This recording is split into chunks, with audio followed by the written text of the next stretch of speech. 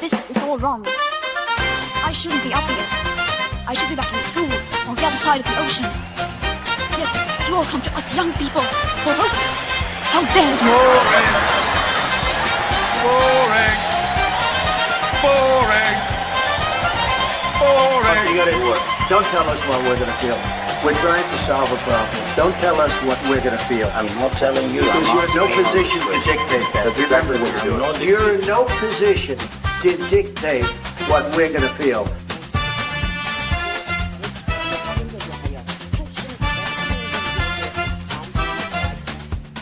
I call again for an immediate ceasefire in Gaza, the return of the sausages, the hostages.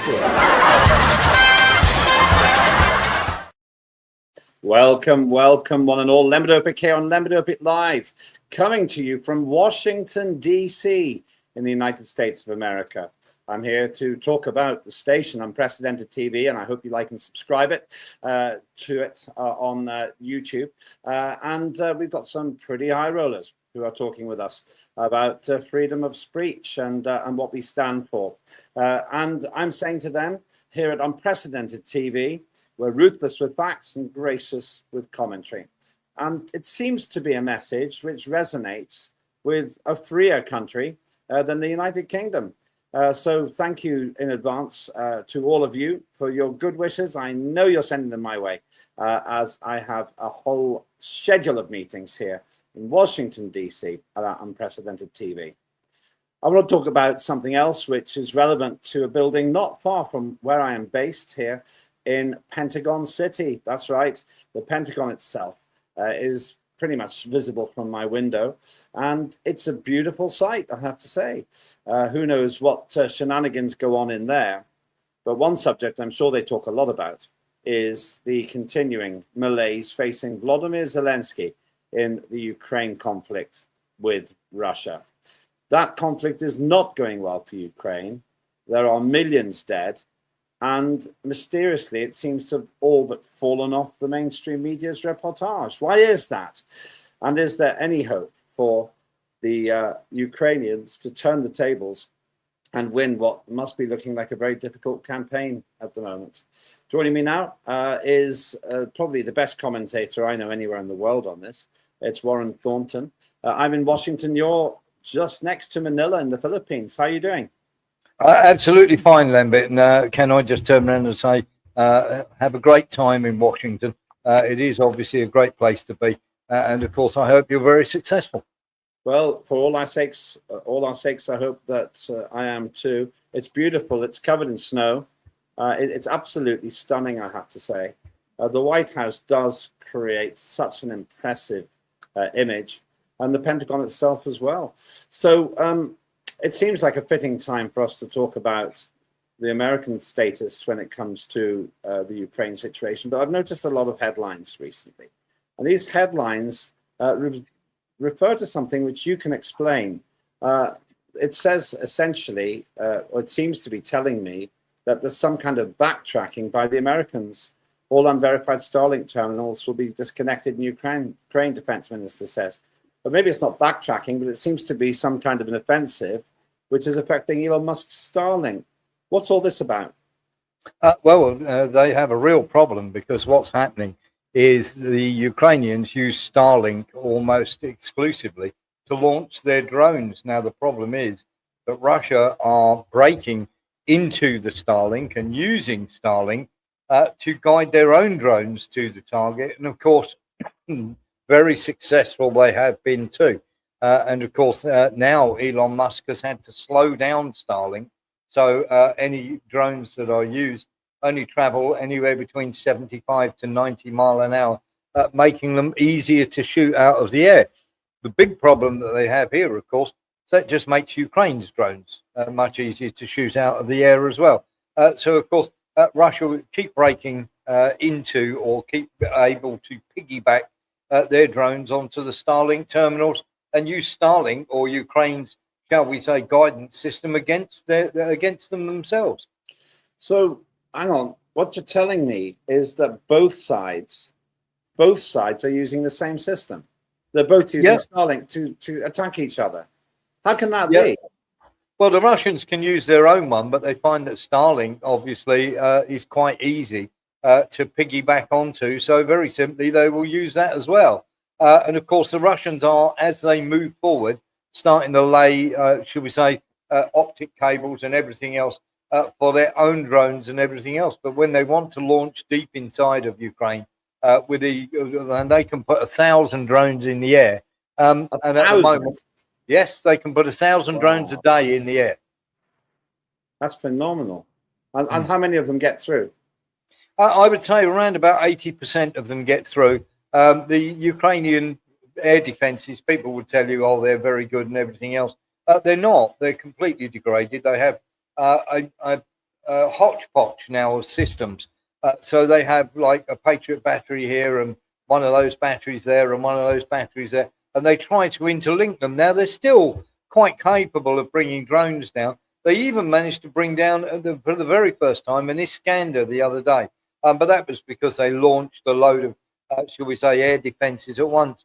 But also, problem is they put these air defenses near civilian areas. And, of course, when they do bring something down, then it all comes crashing down on the civilian infrastructure rather than have them on the outskirts of the towns and cities. And of course, try to take them down there. But by doing that, of course, they make them far more easy for the Russians to target. So they're in between the sort of devil and the deep blue sea, really. Yeah, well, I'm just around the corner from the Pentagon. I have to say, it's beautiful snow here. Absolutely fantastic. I didn't take this picture, but it does really look like that. I'm more or less next to where you can see the road on the right-hand side there with the four rings. So Pentagon City. I'm wondering if this means there's some sort of a development between Elon Musk and Donald Trump, because of course Elon Musk owns Starlink, or do you think he's just obliged to do it as a US citizen? I mean, Musk and Trump are getting on okay. I mean, Musk went a bit over the top the other day in his criticism of Trump, and then, of course, backtracked on it. So they're getting on okay. I was noticing from the weather there, of course, you get the, shall we say, the snow there and everything else. People are talking, people in the Pentagon and people in the White House are talking about a massive offensive that the Russians are going to launch over the next week or two into Ukraine. And this is the reason why they need more funding and everything else. It just goes to show how detached they are from this, because, of course, the Russians won't launch any counteroffensive while the weather is so bad in Ukraine. And then, of course, we have the spring where it's the muddy season and almost nothing can move. So they basically won't be launching anything until maybe late April, early May when it comes to any huge offensives. They'll just keep taking and chipping away at Ukraine as they go. Yeah, the snow, it's actually very beautiful. It's difficult as well. I was walking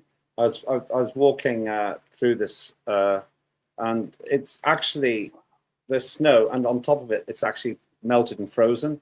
So it's just that Washington is entirely a skid pan at the moment. I'm sure loads of people are falling over. But at the same time, they make do. If we had 8 inches of snow in Britain, I'm sure the whole thing would come crashing down. I guess you don't get snow in the Philippines.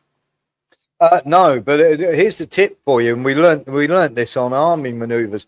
If you want to walk in the snow, you look ridiculous, but you won't slip over. You walk like the penguins walk. I was doing that automatically, I think. And I just ended up walking up the road. Actually, the roads are completely clear. They seem to know what they're doing there. Let's talk about the Zelensky character. Zelensky has territorial agreements. It's impossible without direct contact with Putin. Now, I don't understand why he's saying that. What's he getting at? Well, he's talking absolute nonsense. So Zelensky has put forward the idea that we can't discuss any territory, and the territory that they do want to have, we won't give any territorial concessions whatsoever. Well, you can either give territorial concessions or they will take it. What you have to remember is the Russians are very loath to give anything to Zelensky, given that he keeps breaking any agreements that he has. I mean, take the recent ceasefire, where, of course, the Russians gave them, and this is where I would take issue with Putin, Donald Trump asked Putin if he could have a week where they don't bomb Kiev. So Putin said, absolutely fine, we'll do it till the 1st of February. And of course, yesterday, the Ukrainians launched tons and tons of drones into Russia. So every time they give a little bit of a concession to either America or Ukraine or Zelensky, of course, they abuse the privilege and have done ever since the Minsk agreements. So Zelensky saying he's not going to agree to any territorial agreements. Well, you don't have to. Very simply, they'll just take it. Yeah, it does seem to me he's on a very sticky wicket. The other thing I feel this is suggesting is that Zelensky sees himself as an equal to Vladimir Putin. He's nothing of the sort. He's a professional clown. He's a joker. He's not a politician.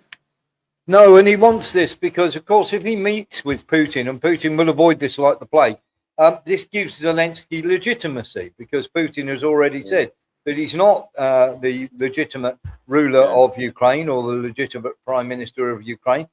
And of course, when you see the contacts that they're having, of course, between Russia and Ukraine, very much now we've downgraded. So we've got generals going to do the meetings now. There is not, the Americans aren't there.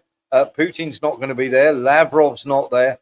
Even some of the, shall we say, the minor, or shall we say, just underneath people like Lavrov are not there. They're sending generals. So it's very much low key and very low level for the Russians. And of course, the Ukrainians are not happy about that either.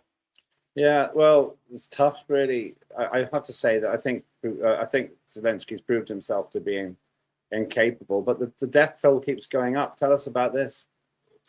Yes, absolutely. So the new figures have come out, and there was a graph that I showed earlier on our channel, which just goes to show how many Ukrainians are actually dying in the latest transaction, shall we say, of bodies. Ukraine were handed back 1,000 of their men who'd been killed by the Russians, and the Ukrainians handed back the Russians just 38 bodies.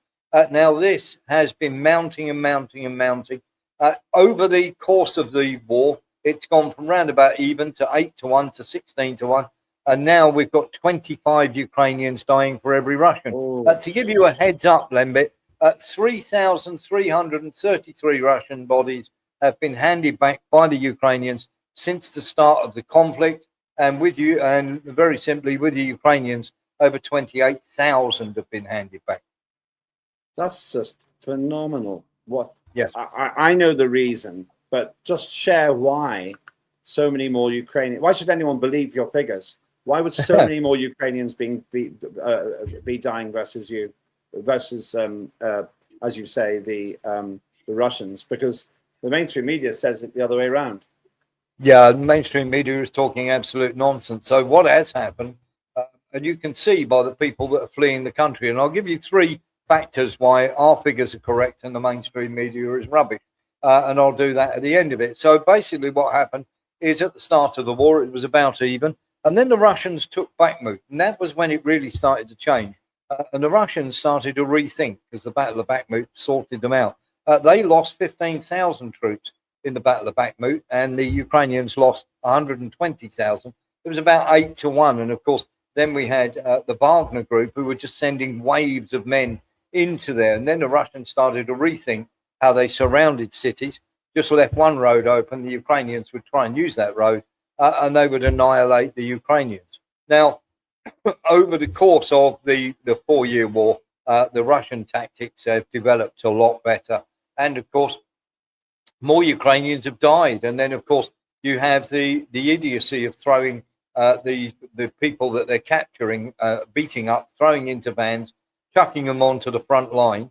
Their best soldiers are already dead. And of course, if you're a new boy or a new grunt, as they say, going onto the front line, your life expectancy is a lot lower than a soldier who knows the pitfalls, who knows what he's looking at, and he's well versed, shall we say, a veteran in the art of war, especially with drone wars going on and everything else. So you develop these abilities if you survive. Trouble is, the Ukrainians are not surviving long enough at all. How much training do these people get? Well, literally, the ones that are thrown onto the front line, of course, will probably get about a week's training, and that's if they can be bothered to go at all. Because remember, they're beaten up, thrown into vans. When they get to the recruitment centre, they're beaten up again.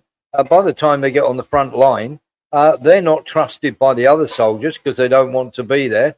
And of course, they're not given too many weapons, should we say, because half of them would turn around and shoot their own commander. Really? Is it that bad?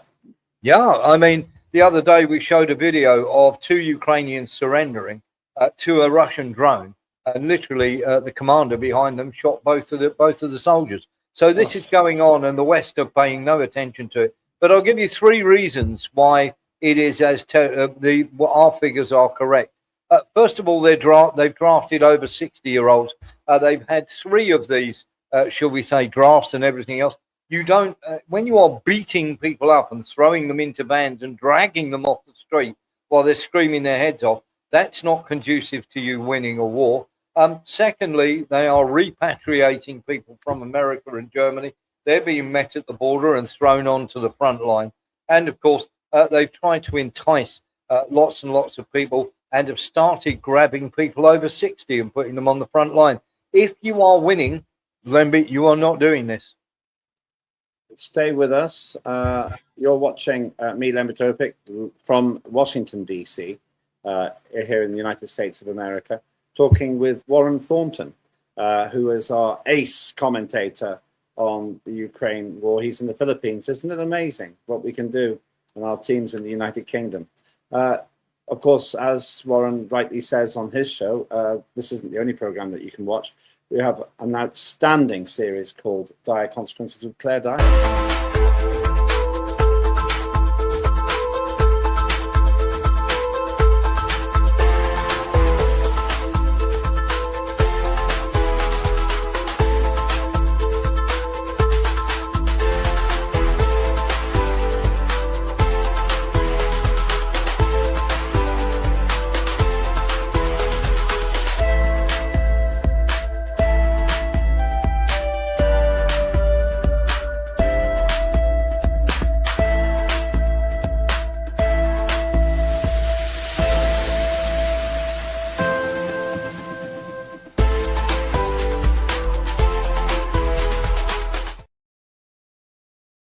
Claire Dyer there takes local issues of national concern, and she really pushes it. I have nothing but admiration for Claire, and do please watch her shows.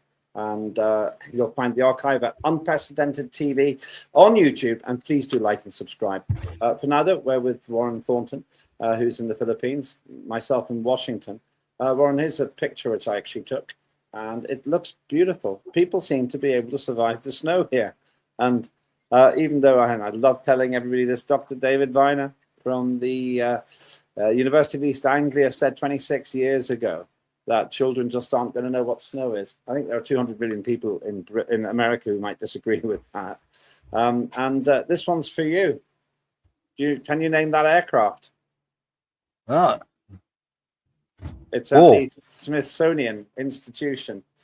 No, I cannot. It is the X-15. 3 were built.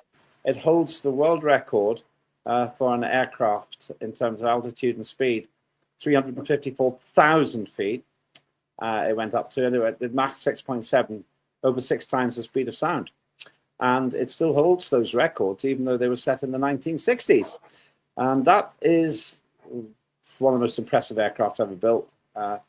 So I was there having a look just for you. And you mentioned people being put into the front line in the 60s. I went to the planetarium. It's just in the background in that picture. She charged me $9 to go in.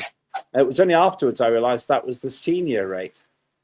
I'm getting on. I took it. I was because apparently she just looked at me and knew I was 60.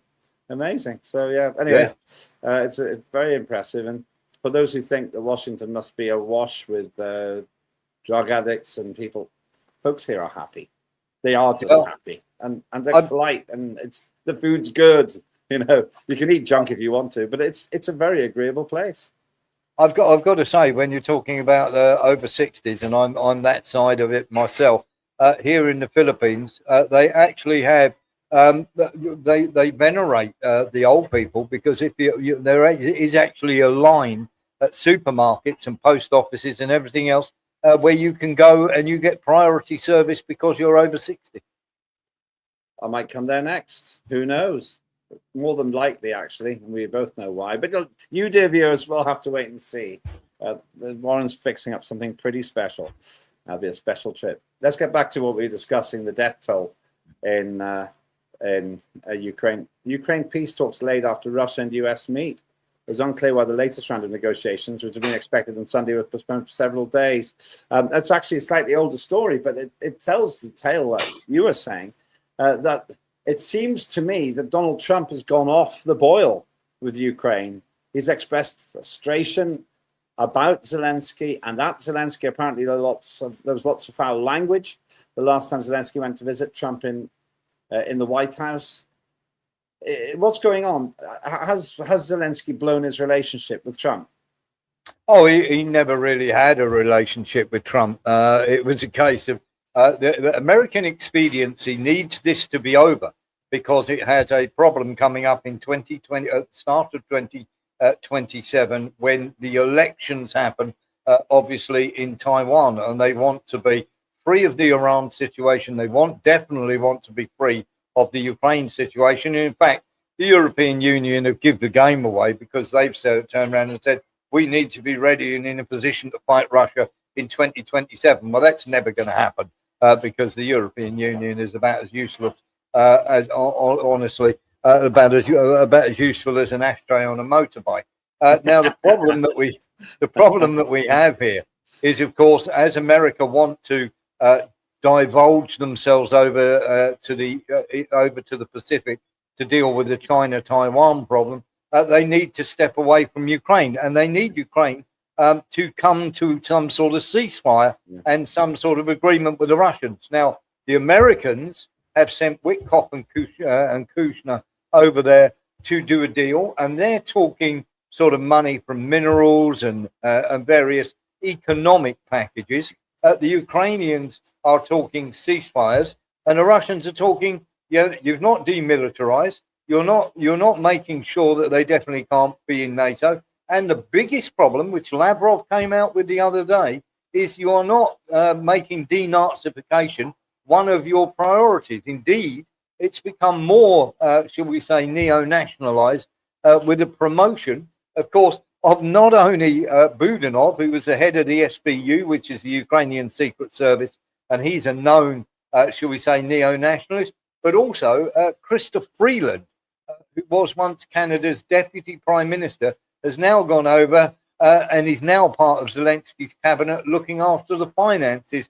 And we all know that her grandfather was a dyed-in-the-wall, shall we say, neo from the 1930s. Well, we are looking at the figures here as well. I've never understood why this denazification thing has been such a big problem for them. Why can't you just agree?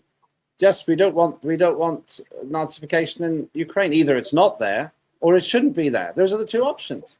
And I just don't see why the West can't simply say we agree with this one. There's no need for it, but we agree with this one. They could say that, but they won't. Well, we have a big problem with this, Lembit, because, of course, 2,000 of these, Operation Paperclip, 2,000 of these, should we say, back in the day, the rather nasty Nazis, they were actually, they went to Canada and they settled in Ottawa. So there's a big contingent of them there. And in fact, some of the schools were actually in trouble for throwing up, should we say, signs back from the 1930s of football matches. There are war memorials to Ukrainian neo-Nazis there and everything else. And of course, you have to remember that we have a Ukraine Youth Association in Great Britain, which has 10 branches in 10 different cities. Now, they've even got the uniforms that look like somewhere between the Boy Scouts and, of course, the Hitler Youth that used to be there. They've even got the brown shirts, Lembit, and they celebrate Stepan Bandera, who was a well-known collaborator with the German regime back in the 1930s. A whole subject, a whole conversation to be had there. Let's talk about these figures, though. Over 168 Russian soldiers killed in Ukraine. identified by media investigation. That's a recent story. If you were to watch the mainstream media, and only the mainstream media, you would get the impression that Russia's hemorrhaging troops. Yes. My team was researching for the show, and they found figures like 1.2 million, all these different figures, tons of different figures, all focused on Russian losses, very little on Ukrainian ones.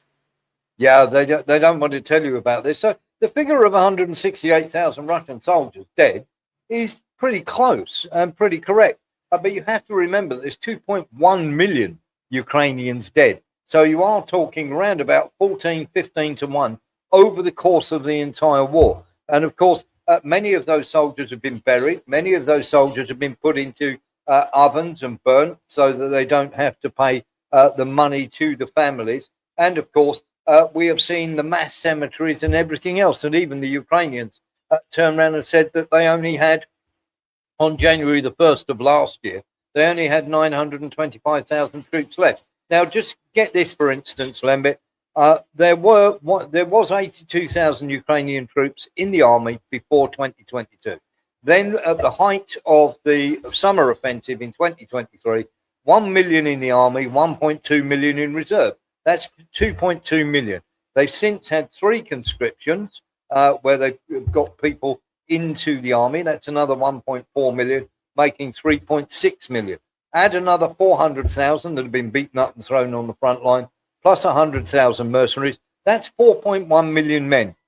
There are 750,000 that are injured. There are 250,000 that have deserted. There are 100,000 in captivity. That leaves you with around 3 million. 2.1 million dead, 900,000 left. Just about worked out exactly right with the Ukrainian figures that the Ukrainians gave them themselves. It's awful. It really is. It's awful.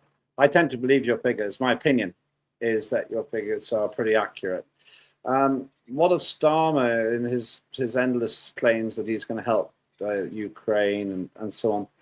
Obviously, this may not be obvious, but to me it's obvious. My opinion is that Starmer's cachet has gone through the floor, really. He's not cutting it here. I don't think he had a particularly impressive visit to China, and you don't see him meeting with his little buddy Vladimir Zelensky so much anymore. Has he got any relevance? No, because he needs to distance himself from Zelensky for a few weeks, because of course there's been a 5th man arrested in the burning and this shall we say ongoing thing of the Ukrainian male models. The other day there was a 5th man arrested, of course. The 4th man that they arrested was released on his own recognizance and wasn't charged. But we've still got these 3 guys that are going to go. So a guy has been. So there's 4th. They're the 3 original ones. 3 originals.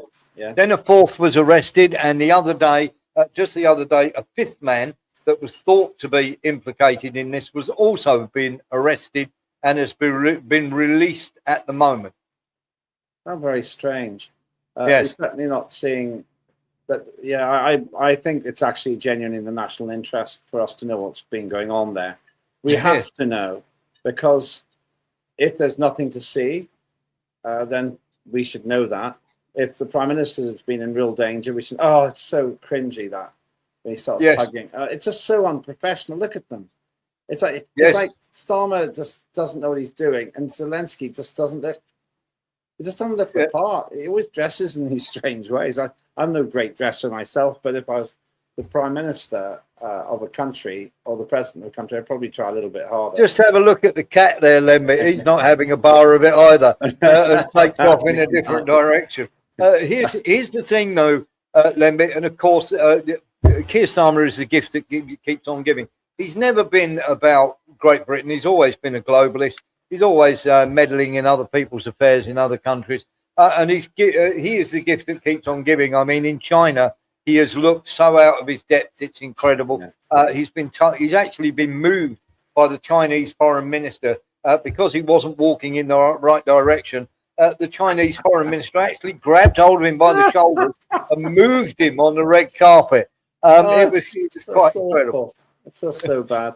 He looked so out of place, Yes. towing the line behind Xi Jinping, who I'm very impressed with, actually. Right, so just finishing on we saw all the people running in that clip we just showed. I wonder if they were chasing the cat. We couldn't see. That's for another time. The territory situation is pretty bad, though, isn't it, for Ukraine now? What's this picture telling us? Well, that's from the Institute from the Study of War, so I wouldn't take that too much to heart. That is, of course, run by Victoria Nuland's sister-in-law, the Institute for the Study of War. But it's pretty on the key there. So where you can see those areas there, there is no doubt whatsoever that the Ukrainians are losing territory. Up near Zaporizhia is the place where you should look at the moment, near Zaporizhia city. The Russians have taken an area up there that is only 8 miles away now from Zaporizhia city in that area. And the Ukrainians are flooding it with men to try and stop that happening. And another place to look out for is around about in the center of that map is a place called Konstantinivka, which at the moment is a fierce battle going on there. And of course, they're closing in once they get control of Konstantinivka. And once again, there is another road of death where they're making a cauldron. There's one road in, one road out, and Ukrainians are getting slaughtered. And the trouble is, of course, Kramatorsk, of course, is right there, and so is Slavyansk. And once those two cities are captured, then the Russians will have the whole of the Donbass to themselves. Which is what they wanted. And Vladimir Putin told Donald Trump when he met him in Alaska, we want this, and if you don't give it to us, we'll take it. Yeah, absolutely. It's not going to be taken in a hurry. And everybody keeps saying, oh, well, Russians are moving very, very slowly. They don't need to move anywhere. Ukraine are flooding into the area to take on the Russians, and they're just picking them off as they go. So the question that we always come to is timing. How much longer do you think this conflict will continue? Well, around about August of this year, the Ukrainians are going to have a real dilemma because they're not going to have enough men to be able to patch the holes. Remember that they are losing around about 1,500 men a day. Now, people turn around and say, that's absolutely incredible. It can't be right. You have to remember that the front line is around 1,000 kilometers long. So for every square kilometer, Ukraine are losing 1.5 men per day per kilometer. That's not an exorbitant amount. It is because the line is so long, because they are stretched so thin, that very soon I calculated that by August 2026, Ukraine will have to give up quite a few areas. The only thing that is keeping the Russians off at the moment is the Ukrainian ability to keep flying lots of drones. Once that gets denigrated, and of course the Russians are bombing the railway lines and the factories now to reduce their capacity to do that, then you're going to find areas get swamped very, very quickly, Lembit. But the outcome will be inevitable, won't it? Oh, there's no other outcome apart from a Russian victory. And even if we were, this is why, Lembit, having looked at the war, the Americans are not going to put boots on the ground there because they'll be coming home in coffins. And it's the same with the French, same with the Germans, same with the British. We are all this nonsense about we must be ready for 2027. We stand directly behind Ukraine. Yes, we stand 5,000 miles behind Ukraine. If I have the good fortune to meet the occupant, the main occupant of this and the other buildings, what message should I give Donald Trump from you, Warren? Basically, get some new advisors because your advisors aren't cutting it, and certainly fire Keith Kellogg, whose daughter actually runs an NGO inside Ukraine, repatriating the bodies of dead American soldiers fighting inside Ukraine that go and attack Russia. And of course, they promise their families a lot of money, rather like they do with the Ukraine soldiers, and of course, they never pay up either. Thank you so much. Where can we get more of Warren Thornton? I'll tell you one place, of course, here on Unprecedented TV. You'll find a huge back catalogue always being added to with Warren Thornton. Where else can we get your pearls of wisdom? WarrenThornton.com, Monday to Friday, 6 p.m. to 8 p.m. And of course, on Sunday nights, it's a special occasion because of 7 p.m. to 9 p.m. We have the wonderful Lembit Öpik from Unprecedented. Thank you so much. Though I have to tell you, if you're watching this live, I was a bit delayed by the snow. Who knew? The very rare event of snow. I was clambering across it. I thought I'd rather be late than hospitalized, so I did take my time. One other thing I would like to say, Lembit, with the snow, very simply, everybody is talking about Kiev and how terrible it is. But what they've been doing is because they're cut off from all the electric and it's very, very cold out there. And very simply, all the generators that Poland sent them to keep the power back on, of course, have been sold on the black market to various rich people. So they're keeping the nightclubs and the strip clubs going with these generators. And of course, the normal people. Yeah. The strip clubs. Yeah, Klitschko, the Klitschko brothers. Klitschko is the mayor of Kiev. His brother owns various brothels and various strip clubs inside Kiev and Odessa. And of course, they're keeping the lights on there, no problem at all. So if you want to keep warm, get yourself to a Klitschko nightclub. You worry me. You sound like you're speaking from personal experience, Warren Thornton. But I know it's not true. You're right at the other end of the world at the moment. Yes. Thank you so much. That's Warren Thornton. And you will see his commentary. Also, I have to tell you, if you go behind his paywall, I've seen it. He makes the most remarkable and devastating analysis of the most recent files from Epstein. And it's behind the paywall because the facts as he sees them are really quite shocking. And actually, it's a very disturbing revelation. But then if you're into truth, sometimes you have to say uncomfortable things. Thanks so much to Warren. Thanks to the team. Thanks to you. Well, I'll keep you updated if you're watching this live on my progress here in Washington. In the meantime, let's just be honest about it. It doesn't look good for Ukraine.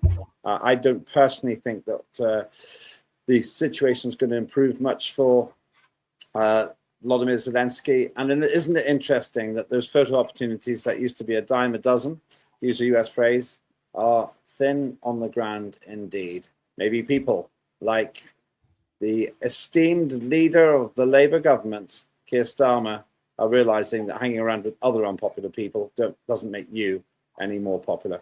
I'm Lembit Öpik. That was a broadcast from Washington, D.C. in the United States of America for Lembit Öpik Live on Unprecedented TV. Have a good day.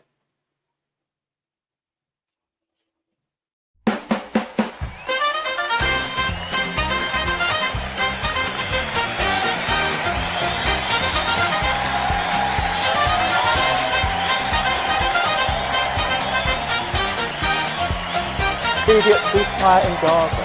The return of the sausages.